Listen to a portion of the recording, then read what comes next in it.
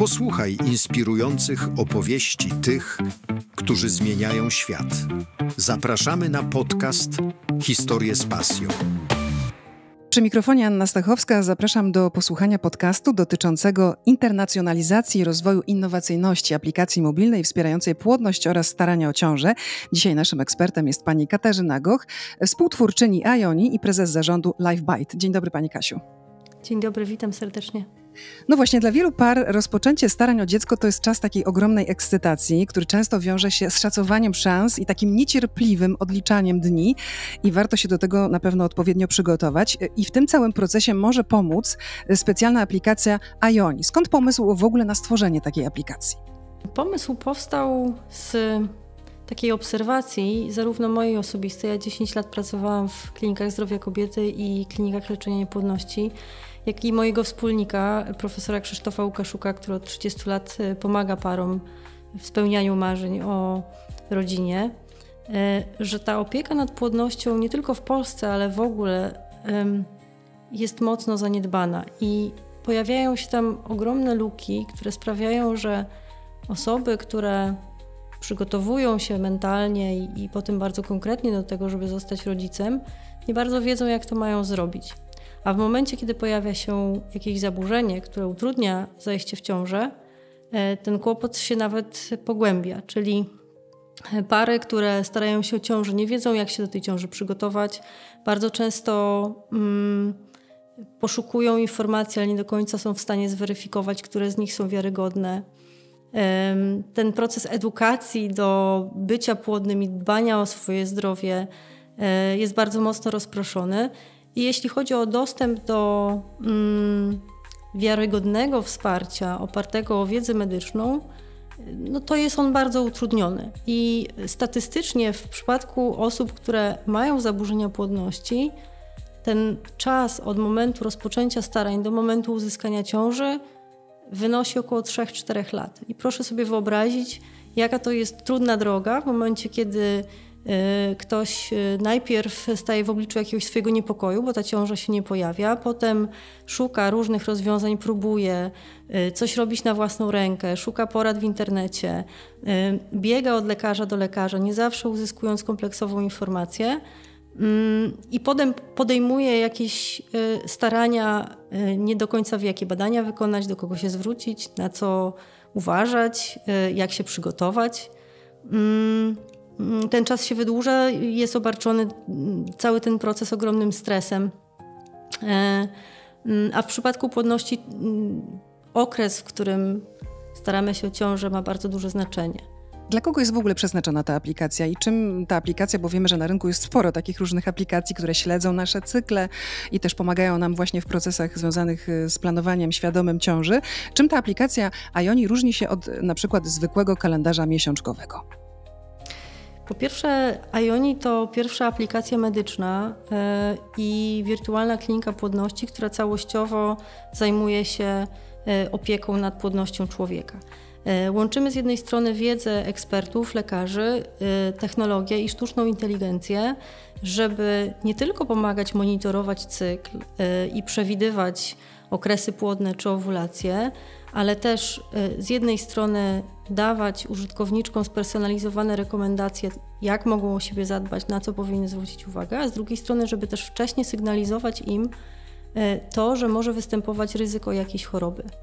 Czyli aplikacja jest takim w naszej wizji ginekologiem w kieszeni, czyli może Pani taką pierwszą pomoc w różnych swoich sytuacjach zdrowotnych znaleźć w zasięgu ręki, w telefonie, dostać informacje, wejść w interakcję z tą aplikacją. Ona na podstawie różnych symptomów, bo jest też zintegrowana z urządzeniami osobistymi typu smartwatch, będzie analizowała dane użytkowniczki i wcześniej wykryje, że powinna być zwrócona uwaga na jakiś problem.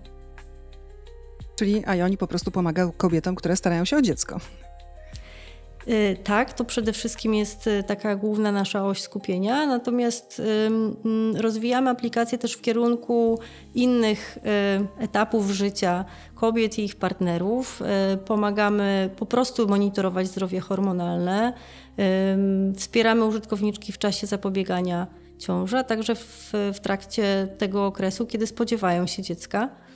Mamy też i mocno rozbudowujemy funkcje dla mężczyzn, dla partnerów tych naszych użytkowniczek. No właśnie, bo często też pary zmagają się na przykład z niepłodnością i tutaj też można to wszystko wyregulować w dość prosty sposób. Czy aplikacja tak naprawdę może zwiększać szanse na zajście w ciążę? Jeżeli tak, to w jaki sposób ona to robi? Może i mamy sporo radosnych informacji od naszych użytkowniczek, bo ponad 30 000 kobiet zaszło w ciążę dzięki czy używając Ioni. Z jednej strony aplikacja dostarcza dość precyzyjnych informacji na temat tych okresów płodnych, w których szanse na ciążę są największe. Podpowiada też, w jaki sposób te starania prowadzić, żeby były najbardziej skuteczne. Jeżeli występują jakieś zaburzenia, to użytkowniczka dostanie też informację, co może zrobić, żeby złagodzić i dolegliwości i poprawić swoje zdrowie we własnym zakresie. Także dostanie szybko informację, jakie badania powinna wykonać, do jakiego specjalisty się zwrócić. Aplikacja ułatwi jej konsultacje z konkretnymi lekarzami, bo takie funkcje też są. Może wstępnie zinterpretować wyniki swoich badań hormonalnych czy wyniki badań nasienia, jeżeli taka diagnostyka jest przeprowadzona. Więc z jednej strony mamy lepsze zrozumienie tego, jak się starać o ciążę efektywnie, a z drugiej strony, jeżeli dotyczą nas jakieś problemy, to dostaniemy pomoc i podpowiedź, jak je możliwie szybko rozwiązać. No teraz jest wszędzie wszechobecna sztuczna inteligencja, no i tutaj takie pytanie nasuwa się samo, czy aplikacja korzysta ze sztucznej inteligencji, w jakich parametrach, zakresach i jak to w ogóle działa? Tak, korzystamy również z modeli sztucznej inteligencji. Oczywiście nie od początku, bo takim warunkiem niezbędnym jest zebranie odpowiedniej puli danych, które umożliwiają trenowanie takich modeli. Więc sztuczna inteligencja w przypadku Ioni jest wykorzystywana na dwóch polach. Z jednej strony na ponad 400 000 cykli wytrenowaliśmy model, który jest w stanie przewidywać przebieg cyklu menstruacyjnego użytkowniczki, określać ten okres płodny oraz moment owulacji z precyzją sięgającą do 94%, czyli jak mówimy o porównaniu z prostymi aplikacjami do monitorowania cyklu, to jest wzrost o jakieś 30%, jeśli chodzi o dokładność takich przewidywań. Z drugiej strony mamy modele, które służą do tego, żeby wcześniej wykryć ryzyko chorób takich jak zespół policystycznych jajników, endometrioza, zaburzenia pracy tarczycy, zaburzenia hormonalne mniejszego kalibru. I tu punktem wyjścia były algorytmy eksperckie, które najpierw wdrożyliśmy, a w momencie, kiedy dysponujemy już odpowiednią bazą danych, jesteśmy w stanie te modele trenować i na ten moment ich efektywność to jest jakieś 85%. Oczywiście idziemy do góry, natomiast są to już dużo bardziej złożone mechanizmy. No i coraz wyżej będą Państwo szli w tych prognozach, bo rzeczywiście jeszcze mają też Państwo tak naprawdę feedback ze strony użytkowników, prawda? Dokładnie. Dzięki temu, że aplikacja z jednej strony zbiera dane z urządzeń, które nosimy, ale z drugiej strony też zachęca użytkowniczki, żeby rejestrowały różne dodatkowe symptomy i informacje na swój temat, to mamy informację zwrotną właściwie na bieżąco. Każdy cykl pomaga nam weryfikować to, jak dobrze te modele działają. No i to pewnie jeszcze też są informacje a propos snu, na przykład diety, bo to też tylko to wpływa na ten proces zajścia w ciążę. Wtedy musimy przyjmować też odpowiednie suplementy, więc rozumiem, że ta aplikacja też takie może sugestie podawać. Jak najbardziej. Aplikacja analizuje ponad 240 różnych symptomów, w tym tak istotnych jak dieta, aktywność fizyczna, sen, ale też parametry z ciała i właściwie w kontekście najistotniejszych elementów każdorazowo przy każdym miesiącu, a właściwie w danym okresie jest w stanie użytkowniczce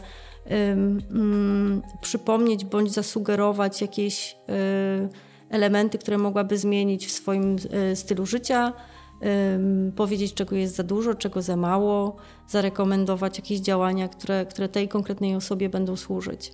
Jakie były największe wyzwania przy tworzeniu tej aplikacji? Bo na pewno takowe się pojawiły. Z jednej strony dużym wyzwaniem było stworzenie takiej koncepcji, która dobrze odpowie na potrzeby użytkowniczek.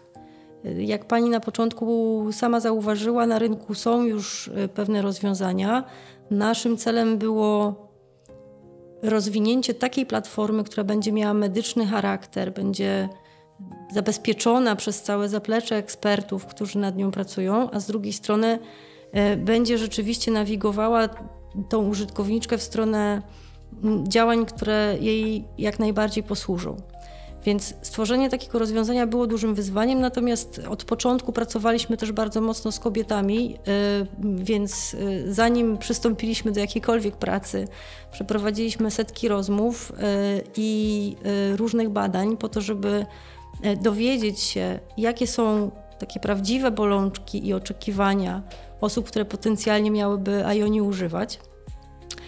Oczywiście sporym tematem na początku rozwijania takiego przedsięwzięcia, które jest innowacyjne i wymaga rozwoju jakiejś technologii, jest zapewnienie odpowiednich środków na ten rozwój, czyli pozyskanie funduszy, które umożliwią zaprojektowanie, zbudowanie i potem wdrożenie konkretnych, nowych, a często dużych funkcji.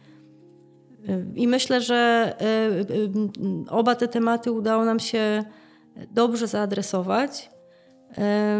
Kolejnymi elementami, na które warto zwrócić uwagę, jest zbudowanie zespołu, który będzie miał odpowiednie kompetencje i tutaj mieliśmy to szczęście, że wokół projektu zgromadziły się osoby o wybitnych i zdolnościach, i talentach, i doświadczeniu.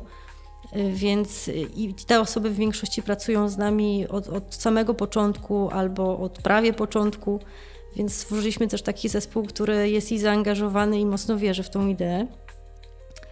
Także tak. Czyli rozumiem, że projekt Ioni został też uznany za taki ważny, potrzebny i warty wsparcia właśnie przez fundusze norweskie i dzięki temu się udało wdrożyć takie właśnie innowacyjne rozwiązania, które nie byłyby możliwe bez tego wsparcia. Ja jeszcze jestem ciekawa tak naprawdę, jakie nowe funkcje planujecie wdrożyć w przyszłości. Z jednej strony pracujemy nad coraz większą dokładnością modeli, które będą wykrywały takie typowe zaburzenia hormonalne czy najczęstsze problemy związane z płodnością. Z drugiej strony kolejnym krokiem naturalnym jest opracowanie programów zdrowotnych, które nie tyle będą zawsze w stanie zastąpić tradycyjną terapię, a raczej będą solidnym wsparciem dla takiego leczenia, które prowadzone jest przez lekarza, i pozwolą poprawiać jakość życia tych pacjentów w trakcie, kiedy próbują swój problem rozwiązać.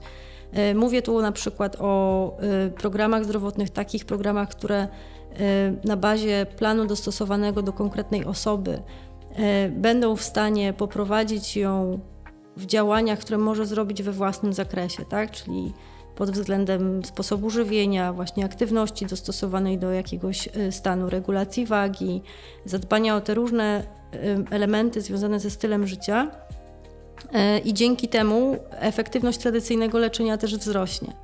Więc to takie plany zdrowotne, programy zdrowotne dostosowane do potrzeb konkretnej osoby to jest nasz plan na kolejne rozwiązanie. W perspektywie najbliższych lat mamy też w planach podjęcie wysiłków, które na skalę Polski, ale też całego naszego rejonu Europy byłyby bardzo innowacyjne, czyli stworzenie takich domowych testów związanych z płodnością, czyli umożliwienie wykonania badań hormonalnych czy badań nasienia bez wychodzenia z domu, bo to też jest bardzo duża bariera. Jak analizujemy tą taką typową ścieżkę osoby, która ma podejrzenie, że coś jest nie tak z jej płodnością, to na początku zaczyna się szukanie w sieci, ale zaraz potem zaczynają się pytania o to, no dobrze, to jakie badania wykonać, gdzie ja powinnam je wykonać? Pojawia się bariera bardzo często, zwłaszcza w przypadku osób z małych miejscowości, żeby trafić do punktu pobrań. Bariera i lokalizacyjna, i finansowa. I te problemy też byśmy chcieli rozwiązać. Czyli jakby podsumowując, z jednej strony rozwijanie modeli wykrywających wcześniej ryzyko choroby, z drugiej strony wdrożenie planów zdrowotnych, które będą dostosowane do potrzeby danej osoby i będą adresowały te elementy, które z perspektywy tej choroby są istotne, a z trzeciej strony też pracę nad innowacyjną diagnostyką, którą będzie pacjent mógł wykonać. I pewnie teraz słuchacze się zastanawiają, czy taka aplikacja Ioni może zastąpić tradycyjną wizytę u lekarza. Nie może i nigdy nie było to naszą aspiracją. Natomiast może bardzo tego pacjenta wesprzeć, zarówno na samym początku, kiedy jeszcze nic nie wie, jak i w trakcie leczenia, kiedy potrzebuje wiedzieć więcej, żeby coś dobrze zrozumieć, jak i w momencie, kiedy podejmowane są ważne decyzje w trakcie terapii. I kluczowe jest to, żeby te decyzje były podejmowane w sposób świadomy, czyli na samym początku aplikacja doradzi i przekieruje prawdopodobnie, jeżeli jest taka potrzeba, do jakiegoś specjalisty, który ma kompetencje w danej dziedzinie. W trakcie diagnostyki pomoże zrozumieć lepiej swoją sytuację, a w przypadku, kiedy jest wdrażane jakieś leczenie, pomoże się temu pacjentowi odnaleźć w tym leczeniu i popatrzeć szerzej trochę na plan poszczególnych działań. Czy te w ogóle dane, które Państwo zbierają wśród użytkowników także, bo przecież z tej aplikacji korzystają też mężczyźni, są bezpieczne? Bo to też myślę jest pytanie, które gdzieś tam się nasuwa tutaj, słuchając właśnie Pani. Od samego początku, właściwie od pierwszego spotkania, które było poświęcone jeszcze takiemu ogólnemu pomysłowi na tę aplikację, temat bezpieczeństwa danych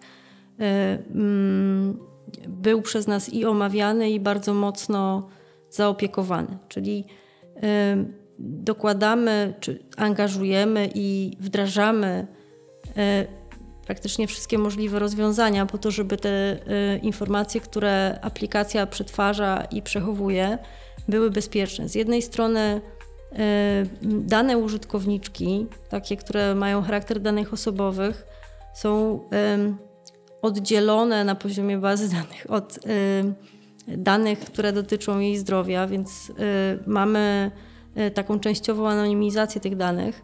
Z drugiej strony korzystamy wyłącznie ze sprawdzonych, certyfikowanych rozwiązań. Działamy też poza systemem korporacyjnym. Istnieje tylko bardzo wąskie grono osób, które mają dostęp do tych informacji i wynika to bezpośrednio z zadań, które muszą realizować w związku z obsługą aplikacji.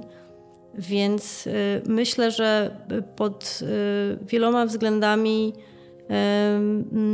każda z tych informacji, którą użytkowniczka nam dostarcza, jest bardzo mocno chroniona i w transparentny sposób też przetwarzana. Czyli można się czuć bezpiecznym, to jest najważniejsze w tym wszystkim. Jakie sukcesy? Może pochwalmy się na koniec. Co udało Wam się dobrego zrobić już w tym czasie? Jestem dumna i szczęśliwa, bo Ioni, ta społeczność, która się zbudowała wokół tej aplikacji, stale rośnie. Ponad 250 000 osób zaufało już aplikacji z ponad 170 różnych krajów. Każde pół godziny to jest około 200 osób, które wchodzą w interakcję, zostawiają swoje dane, otrzymują pomoc. Aplikacja jest dostępna w 15 różnych językach, na oba systemy operacyjne, czyli Android i iOS. I w trakcie ostatnich lat wprowadziliśmy kilka takich naprawdę dużych funkcji, które pomagają użytkownikom nie tylko właśnie monitorować swoje zdrowie, ale też podejmować konkretne działania czy kroki, żeby to zdrowie poprawiać. Nawiązaliśmy też współpracę z partnerami medycznymi, z klinikami, które zajmują się leczeniem pacjentów, z lekarzami, z firmami farmaceutycznymi, które działają w obszarze zdrowia kobiet. Rozwijamy też stopniowo taką ofertę produktów czy usług dla pacjentów po to, żeby ostatecznie Ioni było takim miejscem, gdzie łączą się rozwiązania cyfrowe, takie, które pomagają nam się lepiej edukować i lepiej dbać o siebie, ale też gdzie właściwie w zasięgu ręki znajdziemy też od razu jakąś ofertę albo zostaniemy przekierowani do miejsca, gdzie także w tradycyjny sposób możemy dostać wsparcie. Czyli jeśli Państwo planują tak naprawdę ciążę w najbliższym czasie, to warto pomyśleć właśnie o pierwszej aplikacji stworzonej przez ekspertów medycyny reprodukcyjnej, bo tak to możemy ująć. Ioni tworzą pasjonaci medycyny, naukowcy, znani lekarze i specjaliści z Polski i też, jak powiedziała pani Kasia, również z innych krajów. Gdzie można ściągnąć tą aplikację i w jaki sposób można to zrobić? Wystarczy wejść do sklepu z aplikacjami, wpisać Ioni i to właściwie wszystko, tak? Czyli w każdym, w sklepie Google Play i App Store aplikacja jest dostępna, można ją sobie ściągnąć, założenie konta zajmuje kilka minut, prosimy o podanie informacji, które umożliwią